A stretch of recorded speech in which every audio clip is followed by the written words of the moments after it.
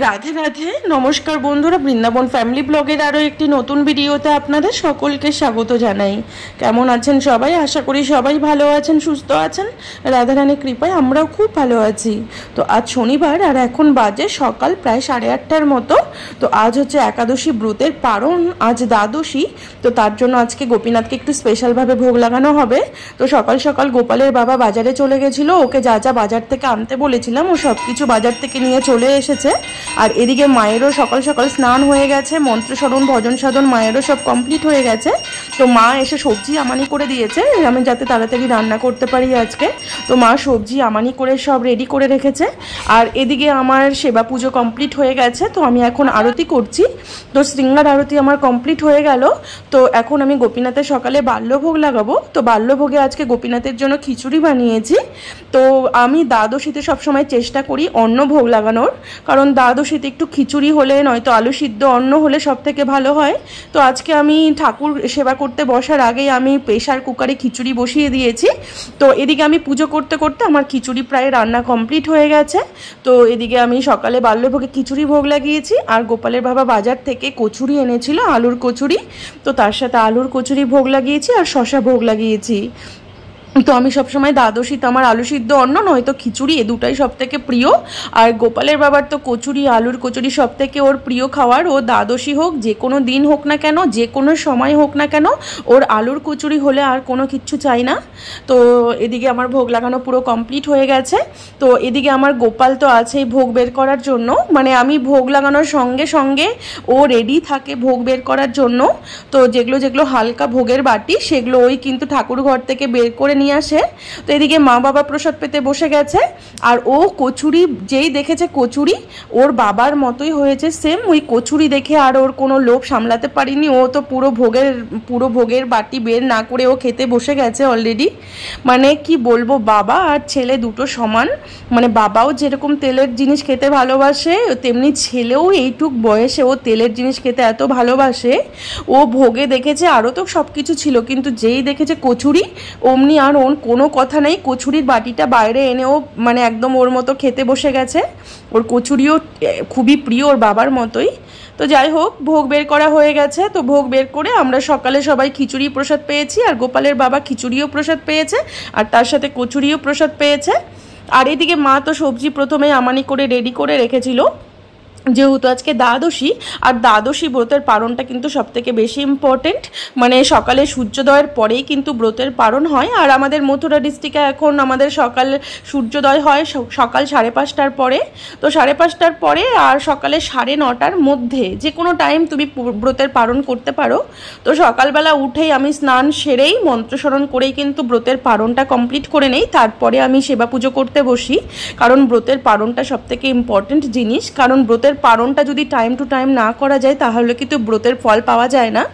তো আমাদের ব্রতের পারণ তো সকালবেলায় হয়ে গেছিলো। তারপরে সেবা পুজো কমপ্লিট করে ভোগ লাগিয়ে সকালে আমরা সবাই খিচুড়ি প্রসাদ পেয়ে নিয়েছি। আর এদিকে আজকে এই গোপীনাথকে যেহেতু দ্বাদশীতে একটু স্পেশালভাবে ভোগ লাগানো হবে, তার জন্য আজকে অনেক কিছু রান্না করাও হচ্ছে আজকে। তো আজকে মা আর আমি দুজন মিলেই রান্না করছি, কারণ ভীষণ গরম রান্নাঘরে, আমার দ্বারা একা এতগুলো রান্না করা সম্ভবই না। তো কচুর শাক রান্নাটা মা করে দিয়েছে, আর অন্য রান্নাটা মা করেছে। আর আমি আজকে রান্না করেছি টক ডাল, তার সাথে হচ্ছে আলু পটল ভাজা, করলা ভাজা, আলু পটলের ডালনা, আর তার সাথে আজকে রান্না করছি হচ্ছে পনির ভাপা। এর আগে আমি কিন্তু কোনোদিনও পনির ভাপা রান্না করিনি। পনির ভাপা আজকে আমি প্রথম রান্না করছি। পনির রান্না তো প্রতিদিনই করা হয়, মানে 2-1 দিন পর পরই পনির রান্না করা হয়। পনিরের ডালনা, আলু পটল দিয়ে পনিরের রসা, আলু দিয়ে পনিরের রসা, কিন্তু পনির ভাপাটা আমি এখনও পর্যন্ত কোনোদিন করিনি। আজকে এই ফার্স্ট টাইম করলাম। আমি ইউটিউবে রেসিপি দেখেছি, তো রেসিপিটা দেখে আমার ভীষণ ভালো লেগে গেল, তাই জন্য আজকে পনির দিয়ে নতুন আইটেম তৈরি করলাম। তো এই পনির ভাপাটা খুব সুন্দর হয়েছিল আজকে। তার মধ্যে দিয়েছিলাম পোস্ত, কাজু আর সর্ষে বাটা দিয়ে আর কাঁচা সর্ষের তেল দিয়ে আর একটু কাঁচা লঙ্কা চিনি দিয়ে পনির ভাপা করেছি। তার সাথে টক ডাল, আলু পটলের ডালনা, কচু শাক। তো অনেক দিন পর আজকে ঠাকুরের ভোগে কচুর শাক লাগানো হয়েছে। তো আমাদের রাধাকুণ্ডের বাজারে কিন্তু অ্যাভেলেবেল কচুর শাক পাওয়া যায় না, হঠাৎ পাওয়া যায়, কারণ কচু শাক এখানে যেহেতু চাষ হয় না, এটা উত্তরাখণ্ড থেকে আসে কচুটা, তো তার জন্য কচু অ্যাভেলেবেল পাওয়া যায় না। হঠাৎ বাজারে দেখা গেলে বাবা বাজার থেকে কচুর শাক নিয়ে আসে। আর আমাদের বাড়ির সবার প্রিয় হচ্ছে কচুর শাক। তো কচুর শাক আজকে বাজারে পাওয়া গেছে, ভালো দিনে দ্বাদশীতে কচুর শাক ভোগ লাগানো হয়েছে। আর তার সাথে টক দই আর রসগোল্লা। আর আমাদের এখানে কিন্তু মিষ্টি দই পাওয়া যায় না, যে কোনো অকেশনে আমাদের কিন্তু টক দই দিয়েই ভোগ লাগাতে হয়।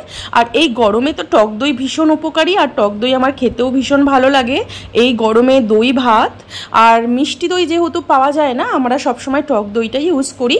তো যাই হোক, আমরা সবাই কিন্তু প্রসাদ পেতে বসে গেছি। আমি রান্না করেছি জন্য আমি আর আজকে পরিবেশন করছি না, বাবাই পরিবেশন করছে। আমরা সবাই একসাথেই বসেছি আজকে প্রসাদ পেতে। তো রাধাদিকে নিমন্ত্রণ করেছিলাম, আর সাথে আমার এই ভাইকে আর বোনকেও নিমন্ত্রণ করেছিলাম, যেহেতু আজকে দ্বাদশী, তো ওরাও প্রসাদ পেতে এসেছে। তো সবাই আমরা একসাথে প্রসাদ পেয়ে নিয়েছি। তো প্রসাদ পাওয়ার পর আজকে কিন্তু আর একটুও রেস্ট করব না। আর এখন কিন্তু দিন অনেকটা বড় হয়ে গেছে, আমাদের এখানে এখন সন্ধে 8টায় সন্ধে লাগে গিয়ে, মানে রাত্রি 8টায় গিয়ে সন্ধে হয়। আর দিন এতটাই বড় হয়ে গেছে, তো দুপুরবেলা মানে প্রসাদ পাওয়ার পরে না একটু ঘুমোতে হয়, কিন্তু আজকে আর কোনো ঘুমোইনি, কোনো রেস্ট করিনি। সোজা আমরা বেরিয়ে পড়েছি মথুরায়। আমরা এখন মথুরায় যাচ্ছি, আমি আর গোপালের বাবা দুজন মিলে। তো মথুরায় আমাদের একটু দরকার আছে, গোপালের জন্য কিছু শপিং করব। আর 2-4 দিন আগে গোপালের বাবার জন্য কিছু ড্রেস আনা হয়েছিল মথুরায় জুডিও থেকে। তো জুডিওতে ড্রেস আনা হলে 1 মাসের মধ্যে এক্সচেঞ্জ করতে হয়। তো 2টো ড্রেস নিয়েছি, তার মধ্যে দুটোই মানে একটু দাগ বেরিয়েছে আর একটু কাটা বেরিয়েছে, তো সেগুলো চেঞ্জ করারও ছিল। তাই ভাবলাম যে 1 মাসের মধ্যে তো চেঞ্জ করা যায়, কিন্তু এত লেট না করে সবে মাত্র 4 দিন হয়েছে, আজকেই যাওয়া সব থেকে ভালো। আর আজকে টাইমও ছিল, সকাল সকাল রান্নাবাড়ি প্রসাদ পাওয়া হয়ে গেছিলো। তো আমি আর গোপালের বাবা মিলে আমরা জুডিওতে চলে এসেছি। আর এই জুডিওতে গোপালের এত সুন্দর সুন্দর ড্রেস আর পিওর সফট কটনের কাপড়, যেগুলো আমি বাইরে কোথাও কোনো দোকানে পাওয়া যায় না, তার জন্য ভাবলাম জুডিও থেকে নেওয়াটাই সব থেকে বেটার হবে। তো জুডিওতে এসে তো আমার সব কিছুই পছন্দ হয়ে গেছে, একদম নরম নরম সফট কাপড়, গোপাল পরেও ভীষণ আরাম পাবে। এদিকে গোপালের বাবার কাপড়গুলোও চেঞ্জ করে নেওয়া হয়েছে। তো কন্টিনিউ আমাদেরকে 2-4 দিন ধরে মথুরায় কন্টিনিউ আসতে হয়েছে, তো তার জন্য আমি প্রচণ্ড ব্যস্ত ছিলাম, আমি তোমাদের সাথে ভিডিও শেয়ার করতে পারিনি। তোমরা হয়তো অনেকেই ভাববে যে আমি ভিডিও দেওয়া বন্ধ করে দিয়েছি, কিন্তু একদমই না। বাস আমি একটু কাজের জন্য ব্যস্ত থাকার কারণে আমি 7 দিন ভিডিও আপলোড করতে পারিনি। আজকে প্রায় পাক্কা 7 দিন হতে চললো আমার ভিডিও দেওয়া হয়নি। কিন্তু তোমরা কেউ এটা ভেবো না যে আমি ভিডিও আপলোড করা বন্ধ করে দিয়েছি, ভিডিও তো আমাকে কন্টিনিউ দিতেই হবে। তো যাই হোক, একটু কাজের জন্য ব্যস্ত যেদিন থাকি সেদিন হয়তো দিতে পারবো না, কিন্তু ভিডিও আমার অবশ্যই আসবে। তো যাই হোক, আমরা জুডিও থেকে গোপালের জন্য কিছু শপিং করে নিলাম, আর গোপালের বাবার জামাগুলো এক্সচেঞ্জ করে নিলাম। করার পরে আমরা এই দোকান থেকে 2টো ধোসা অর্ডার করেছিলাম। আমরা এখানে এই মানে মথুরায় এলে, মথুরার এই কৃষ্ণনগর মার্কেট এটা, তো এখান থেকে আমরা দুজনে 2টো ধোসা অর্ডার করে এখানে আমরা এলেই এই ধোসাটা আমাদের অবশ্যই খেতে হবে। ভীষণ টেস্টি ধোসা পাওয়া যায় এখানে। তো এই ধোসাটা খেলে মানে মন প্রাণ পুরো একদম যেন জুড়িয়ে যায়, খুবই টেস্টি, দেশি ঘিয়ে ভাজা। তো যাই হোক, আমরা এখানে খেয়ে বেরিয়ে পড়লাম এখন রাধাকুণ্ডের উদ্দেশ্যে। আজকের মতো ভিডিওটা এখানেই শেষ করছি, আবার দেখা হবে পরের একটা নতুন ভিডিওতে। সবাই ভালো থাকবেন, সুস্থ থাকবেন, রাধে রাধে।